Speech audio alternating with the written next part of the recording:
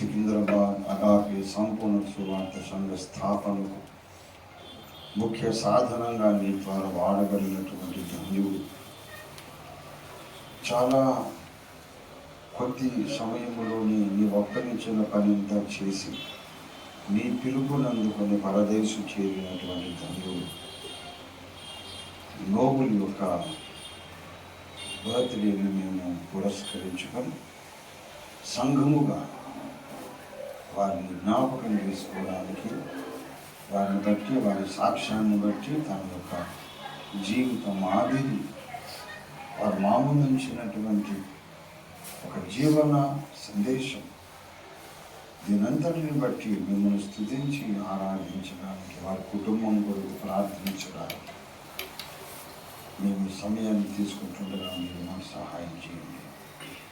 మాకందరికీ మీరు తోడుగా ఉండండి. దివ్యాదరించండి. యేసు పరిశుద్ధ నామములో స్తుతించి ప్రార్థిస్తున్నాం తండ్రి. మనందరము కూడా ఒక నిమిషం లేచి నిలబడదాం. ఎందరి పక్షంగా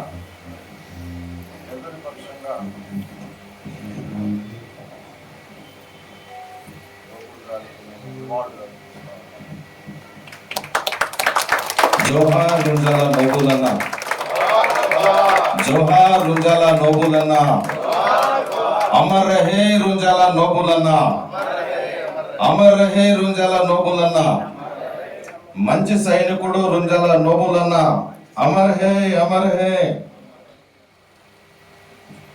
సునీతమ్మ ముందుకు రావాలి. పిల్లలు కూడా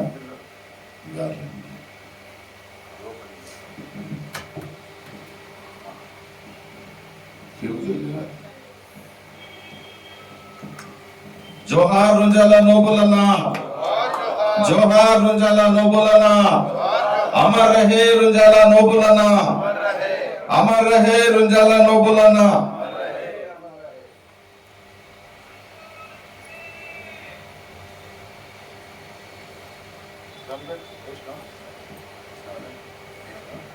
ఈ సమయంలో అందరూ కూర్చోండి.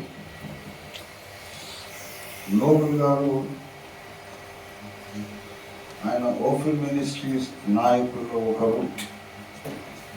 అలాగే ఇండియా ప్రజాబంధు పార్టీకి ఆర్గనైజింగ్ నేషనల్ సెక్రటరీ, వ్యవస్థాపక సెక్రటరీ ఆయన. అలాగే రాష్ట్రీయ మసీహీ పరిషత్ అని ఇప్పుడు మనం పేరు మార్చుకున్నాం, రాష్ట్రీయ క్రైస్తవ పరిషత్కి కూడా వారు జాతీయ కార్యదర్శి. ఇలాగా క్రైస్తవుల ప్రాథమిక హక్కుల కొరకు పోరాడి ఆర్కేపీలోను, మరి అలాగే ఇండియా ప్రజాబంధు పార్టీ రాజకీయ ప్రస్థానంలో ఆయన మొట్టమొదటి పార్టీ వ్యవస్థాపక సెక్రటరీగా నాయకుడిగా ఉన్నారు. అలాగే ఆత్మ సంబంధమైన పరిచర్య, సంఘ స్థాపన పరిచర్యగా వారిని దేవుడు అగ్రభాగాల నుంచి వాడుతున్నారు. కనుక ఈ సమయంలో ముగ్గురు ఎవరైనా వారిని గురించిన జ్ఞాపకాలు ఒక 2-3 నిమిషాలు మించకుండా చెప్పాలి. నోబుల్ గారికి అస్సలు ఇష్టం లేని పని ఏంటంటే టైం వేస్ట్ చేయాలి. అంటే అది గుర్తుపెట్టుకోవాలి. పైనుంచి వాళ్ళకి వినబడదు, కానీ మనం ఎక్కువ సాగదీసి చెప్తే ఏదో చాలా కూర్చోవాలి. కనుక మనం అది గుర్తుపెట్టుకొని let us make the best use of our time. స్థానిక సంఘం నుంచి ఎవరైనా దేవుని జ్ఞాపకాలు పెట్టవచ్చు. ఆయన మినిస్ట్రీ వైపు నుంచి చెప్పేది 3 ఏరియాలు చెప్పాను. ఆర్ఎంపీ, ఓఫిల్ మినిస్ట్రీస్ అండ్ ఐటీబీపీ. ఈ ముగ్గురు ప్రతినిధులు 3 వైపుల నుంచి ఒక్కొక్కరు 3 నిమిషాలు చెప్పాను. తర్వాత నేను ఆశీర్వాద ప్రార్థించి ముందు అరుణ్ గారు 2 వాటికి speak about the national outreach ministry of Nobel గారు, ఆర్కేపీ సెక్రటరీగా వారు చేసిన విశేషమైన కార్యక్రమాలు, వారి యొక్క దర్శనం అవన్నీ కూడా మన జ్ఞాపకం చేస్తారు. వాటి దేవుడు వారి హృదయంలో ఇచ్చిన మాటలు ఒకసారి నాకు ఈ సదవకాశం ఇచ్చిన దైవజనులకు వందనాలు. రెండవ సందేశము చెబుతున్నప్పుడు పౌలు గారు ప్రకటించిన ఆ సందేశంలో అక్కడక్కడ లీలా మాత్రంగా నోబుల్ గారు కూడా ప్రత్యక్షమయ్యారు. మంచి సైనికులు అవడానికి సహకారం పెట్టలేదు. క్రమశిక్షణకు మారు పేరు నోబుల్. ఒకసారి మేము జమ్మూ కాశ్మీర్ పోయినప్పుడు మార్నింగ్ వచ్చేసి టీ తాగడానికి వెళ్తుంటే విసుక్కుంటుంటున్నాడు. ఏంటంటే అన్న చూడన్న పడుకులు గన్నుంటే తీసి మన వాళ్ళు కొంతమంది లెవలే 4 o'clock ఆయన use to rise up from bed. నేను కూడా అదే టైంలో ఇద్దరు టీ తాగడానికి అయ్యారంటే అంతకంటే ముందే తీసుకుంటారు. సో ఆయనకు క్రమశిక్షణ ఎక్కడన్నా గాడి తప్పిందంటే కంట్రోల్ తట్టుకోలేడు. సో క్రమశిక్షణకు నిలువెత్తు మరి నిదర్శనము మరి నోబుల్ గారు. అది భారత ప్రభుత్వం గుర్తించింది కనుకనే రాష్ట్రపతి అవార్డు ఇచ్చింది కనుక మనకు భారత ప్రభుత్వం ద్వారా గుర్తింపులు రావడానికి కూడా రెడ్ క్రాస్ సొసైటీ ద్వారా మరి మనకు మంచి గుర్తింపు తెచ్చిన యోధుడు నోబుల్. అయితే ఆ నోబుల్ తత్వంతో నేను చాలా అసోసియేట్ ఉండేవాడిని. అప్పుడప్పుడు భాస్కర్ గారికి, తర్వాత నోబుల్ గారికి, తర్వాత నరసింహుడికి నోబుల్ గారికి ఎప్పుడు గొడవ జరిగేది. మధ్యలో నేనే ఉండి వాళ్ళని కన్విన్స్ చేసేవాడిని. కానీ నాతో ఎప్పుడు గొడవ జరగలేదు. నేను ఎప్పుడు గొడవ పడలే, ఆయన ఎప్పుడు గొడవ పడలేదు. ఎందుకంటే లైక్ మైండ్ నాకు కూడా అట్లాంటి మైండే ఉందన్నమాట. కనుక క్రమశిక్షణను ప్రేమించాలి, చెప్పిన మాట. తర్వాత ఆధ్యాత్మిక క్షేత్రంలో కూడా మరి అయ్యగారు మనసులో ఉన్న ఆలోచన ఏంటంటే హైదరాబాద్లో ఒక సంఘము, సికింద్రాబాద్లో ఒక సంఘం ఉండాలన్న మాటలను చాలా సీరియస్గా తీసుకున్నారు. ఆయన సీరియస్గా తీసుకొని మరి సికింద్రాబాద్ జోన్లో ఒక సంఘము ఏర్పాటు చేయడానికి నోబుల్ ఎంత కృషి చేశాడో దానికి నేను సాక్ష్యం.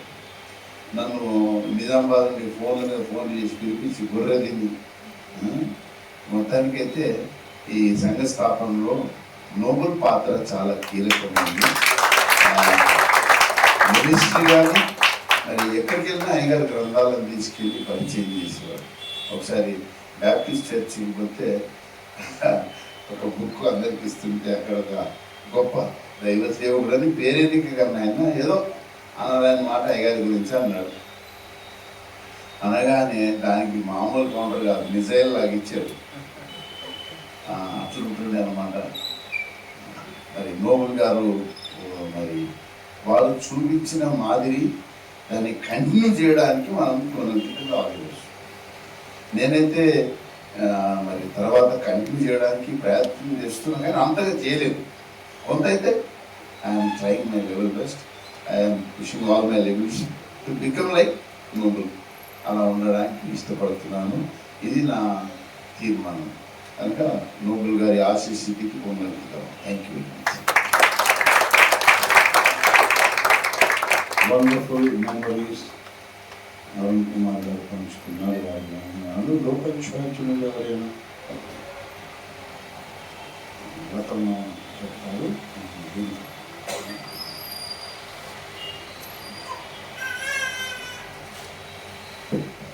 Thank you for opportunity. అసలు బాగా గురించి మాట్లాడాలంటే అసలు మాటలు రావు, కానీ చెప్పాలి, ఖచ్చితంగా షేర్ చేయాలి బాగా గురించి. మనందరికీ తెలుసు పంక్చువాలిటీ అనేది కంపల్సరీ, అది అందరూ ఫాలో అవ్వాలని. అది మనకేం పెద్ద కొత్త కావాలి. ఆయన పంక్చువాలిటీ పాటిస్తారు, మనల్ని కూడా ఆ విధంగా మనం ప్రోత్సహిస్తారు. ఇంకొక విషయం ఏంటంటే, ఇప్పుడు అయ్యగారు చెప్పిన వాక్యం బట్టి నాకు వెంటనే వాక్యం చెప్పగానే బాగా నాకు క్లిక్ జీవన వ్యాపారాలు అసలు ఎప్పుడు కూడా మనందరం చూస్తూనే ఉన్నాము. ఆయన వర్క్ చేసుకుంటూ కూడా సేవలు ఏమాత్రం కూడా అసలు ఏమాత్రం వెనుకాడలేదు. అటు ఫ్యామిలీకి చూసుకుంటూ ఇటు మన దేవుని పరిచర్యకు కూడా ఆయన సమర్పించుకుంటూ అటు ధనమే కానీ తన సమయాన్నే కానీ ఎంత హార్డ్ వర్క్ చేశారో అసలు అదొకటి జ్ఞాపకం వచ్చింది నాకు. తర్వాత అంతేకాకుండా ఇంకా ఎంతోమంది అవసరంలో ఉన్న వారికి ఆయన సొంతంగా సంపాదించుకుని ఎక్కడ కూడా ఆయన మనీ విషయంలో ఏమాత్రం కూడా అసలు కాంప్రమైజ్ కాకుండా ఆయన పోయినా సరే నిజంగా ఆయన ఎంతోమందికి సహకరించారు, ఎంతోమందికి సహాయం చేశారు, అది అందరికీ తెలుసు. అట్లా నిజంగా బావగారు జీవన వ్యాపారాలలో ఆయన ముందుకెళ్తూనే ఆయన ఈరోజు ఆ కిరీటాన్ని పొందుతున్నారని నేను నమ్ముతున్నాను, విశ్వసిస్తున్నాను. ఈ విషయము ప్రతిరోజు కూడా జ్ఞాపకం చేసుకుంటారు. అసలు అంటే బావగారు ఎంత నిజంగా ఫ్యామిలీకి ఎంత సపోర్ట్ ఉన్నారు, అందరికి కూడా ఎంత సపోర్ట్ ఉన్నారు, మందిర చర్చ్ విషయం ఎంత సపోర్ట్ ఉన్నారని నేను ప్రతిరోజు నిజంగా జ్ఞాపకం చేసుకుంటాను. ఈరోజు మళ్ళీ ఆ విషయాన్ని దేవుడు ఆధ్యాత్మిక తండ్రి కూడా జ్ఞాపకం చేశారు. అందుకు దేవుడికి వందనాలు సమర్పించుకుంటూ ఈ యొక్క చిన్న సాక్ష్యం ఇస్తుంది.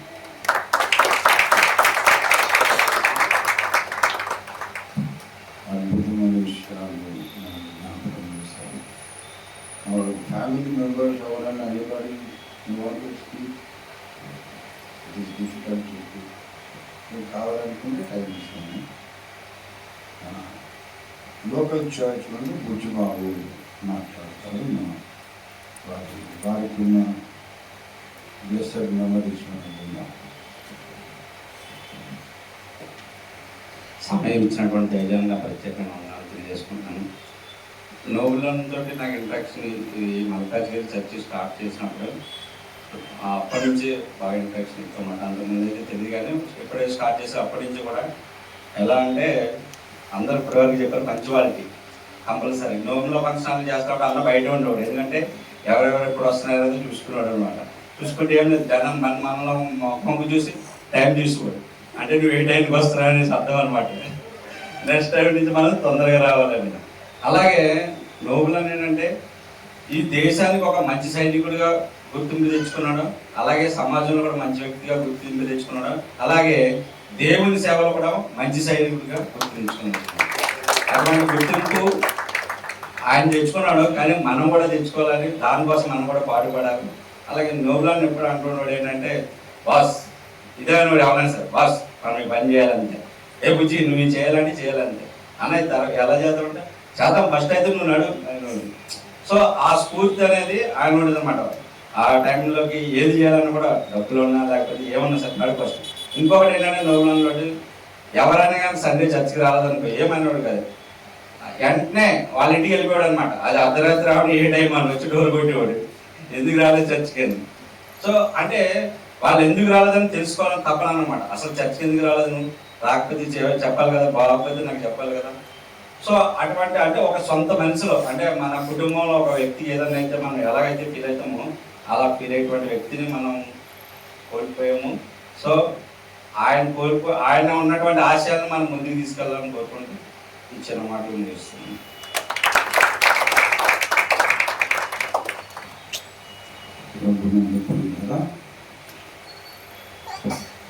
నోబుల్ గురించి చెప్పాలంటే మనలో ప్రతి ఒక్కరూ కూడా మంచి సాక్ష్యం ఇవ్వగలరు. చాలా ఎక్స్ట్రాడినరీ సోల్జర్ ఆఫ్ క్రైస్ట్, చాలా యథార్థవంతుడు. మరి తన లిమిట్స్ తనకు తెలుసు, తన లిమిట్స్లో ఉంటూనే వ్యక్తిగత క్రమశిక్షణలో ఉంటూనే అందరినీ క్రమశిక్షణలో పెట్టడానికి అహర్నిశలు అదే ఊపిరిగా బతికిన ఒక గొప్ప సైనికుడు. మరి కొంతమంది ఒక విషయాన్ని జ్ఞాపకం వచ్చు, కొంతమంది వచ్చి ప్రభురాత్రి భోజనంలో పాల్గొని కానుకలు చేసి కానుకల కొరకు ప్రార్థన చేసినప్పుడు చిన్నగా సబ్స్క్రైబ్ వెళ్ళిపోతుంది. అట్లా ఎవ్రీ సండే అదే ప్రాక్టీస్. పొద్దున రావడం, ఆరాధనలో పాల్గొని ప్రభురాత్రి భోజనం, ప్రభు శరీరం, ప్రభు రక్తం తీసుకొని తర్వాత అందరూ కళ మూసుకున్నప్పుడు సగం మంది ఖాళీ, కొంతమంది కనీసం 5-10 మంది వెళ్ళిపోతారు. అవతల ఏం పెద్ద పని కూడా ఉండదు వాళ్ళు, కానీ అంతసేపు వాళ్ళు కూర్చుంటారు. ఆదివారం రొట్టె విరుచడం ముఖ్యం. అసలు ఎందుకంటే చేశాను, తర్వాత వాళ్ళు చెప్పేదానికి మాకు అవసరం. అయితే ఒక సిస్టర్తో నోబుల్ అడిగారు, ఏం సిస్టర్ మీరు రావడం లేదు సంగతి? ఎందుకు వస్తుంది? నేను ఎవరి సండే వస్తున్నాను. లేదు లేదు లేదు, మీ అటెండెన్స్ లేదు. ఇందులో ఏం లేదు మీరు రాక? లేదు లేదు నేను వస్తున్నా అంటున్నాను. సీరియస్గా ముఖం ఇట్లా చెప్పి ఇట్లించి మాట్లాడతారు, సీరియస్గా మాట్లాడతారు. లేదు మీరు రావట్లేదు, ఎన్నో ఏం లేదు. అయ్యో అట్లా మిస్ అయ్యాను, వస్తున్నాను కదా, ఎప్పుడు సండే వస్తున్నాను. లేదు మీరు వస్తారు, లేదు అటెండెన్స్ లేదు ఇక్కడ. అయ్యో అట్లా అటెండెన్స్ లేదు. మా సంఘంలో ఒక పద్ధతి ఉంది, అటెండెన్స్ వచ్చినప్పుడు వెళ్ళిపోయేటప్పుడు వేస్తారు. వచ్చినప్పుడు అటెండెన్స్ చేయరట, బయటికి వెళ్ళిపోయేటప్పుడు వీళ్ళు వచ్చిందనేది. అప్పుడు ఎప్పుడు బయటికి వెళ్ళి ఆ జనంలో నువ్వు ఎప్పుడు సగంలో వెళ్ళిపోయావు. అంత టెక్నికల్గా మాట్లాడేవారు అన్నట్టు. వెరీ వండర్ఫుల్ ఆర్గ్యుమెంటేటర్, చాలా జ్ఞానం కలిగిన వాడు. యూత్ పట్ల చాలా తనకు భారం ఏంటంటే, ఉద్యోగం సద్యోగం ఏమీ లేకుండా నేను చదువుకున్నా ఉద్యోగం రాలేదు అని ఒట్టిగా తిని పండుకొని ఒట్టిగా వేసుకుంటే చాలా చెడ్డ కోపం వాళ్ళ మీద. అట్లా ఉండొద్దు, అట్లా చేయొద్దు. యూత్ ఎప్పుడు యాక్టివ్గా ఉండాలి. కానీ ఉద్యోగం రావట్లేదన్నా ఏం చేయాలంటే, అన్న మన యూత్ అందరినీ మనం ఆర్మీలో చేర్పించాలి. ఏమంది ఒక 10 సంవత్సరాలు చూస్తుంటే గడిచిపోతాయి, తర్వాత వాడికి మంచి ఫ్యూచర్ ఉంటుంది, ఎన్నో బెనిఫిట్స్ ఉంటాయి. శారీరకంగా ఫిట్ కండిషన్లో ఉంటాడు ఆ ట్రైనింగ్లో. అదంతా దేవుని కొరకు ఉపయోగించవచ్చు. ఉద్యోగాలు రాని మన యూత్ అందరినీ సైన్యంలో జరిపించాలి అనేవారు. అట్లాంటి పని గొప్ప గొప్ప తలంపుతున్నాయి ఉండేవారు అన్నమాట. ఏదేమైనా అది నోబుల్ ఇప్పుడు మన మధ్యలో ఇప్పుడు లేడు, కానీ ఉన్నాడు. హేబెలు మృతి నుండి విశ్వాసము ద్వారా మనతో ఇంకా మాట్లాడుతూనే ఉన్నాడు. ప్రతిరోజు మా ఇంట్లో మా అమ్మని నాన్నని అయితే నేను తప్పకుండా తలుచుకుంటాను, అట్లాగే నోబుల్ని కూడా తలుచుకుంటాను. ఇదే ఈ టైంలో నోబుల్ ఉంటే పరిస్థితి వేరు ఉండేది అని అలా ఎవ్రీ సిచ్యువేషన్లో is a man always in our memories. అటువంటి అద్భుత వ్యక్తిని మనం గుర్తు చేసుకోవడం మనకు ఆశీర్వాదకరం. మనం కూడా ఆయనలో స్ఫూర్తిని పొంది క్రీస్తు యేసుకు మంచి సైనికులు మనం కావాలి. ఆయన భారతదేశానికి మంచి సైనికుడు, సైనిక రత్న. అలాగే క్రీస్తు సైనికులలో కూడా సైనిక రత్న Nobel. Posthumously, I declare him as Christian సైనిక రత్న.